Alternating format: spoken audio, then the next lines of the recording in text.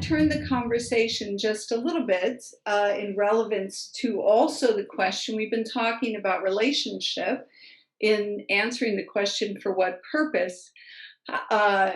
However, we also see something else. And in Shmot, in Exodus chapter 6, we see when God is speaking to Moshe, and he is really revealing himself to Moshe. He's revealing his name, as has been spoken about today. He also says this. He says, Ani shemati, I have heard. And he uses the word na'achat, which is the groanings, which that's exactly what it means, the deep crying that is relevant to something that is anguish, deep sorrow.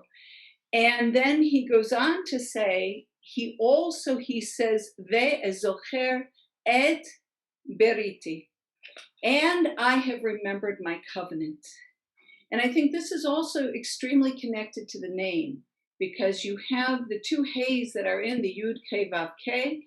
Those two heys are connected to the new hey that was added to Avram's name and the hey that was added to Sarah's name. So this covenant is really being carried on and through.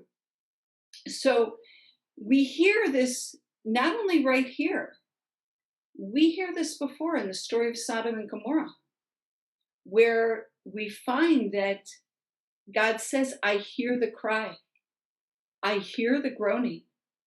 This is so serious that I have to come down myself and see if it's true.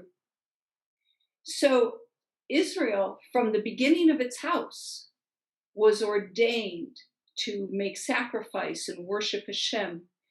And being in Egypt, she is now off course, and she's got to come home, which has been so beautifully expressed tonight. However, from Hashem's point of view, what he starts to hear is such anguish and such sorrow, he cannot wait any longer. In fact, it was supposed to be 400 years, and I believe we're just shy of 300 years now. And they're in the wilderness, and Hashem said, I can't even wait till 400 years. Okay. And I think you talk about relevance today. We talk about human trafficking. We talk about sex slave trafficking. Margaret brought up, the bondage of the soul just because of its...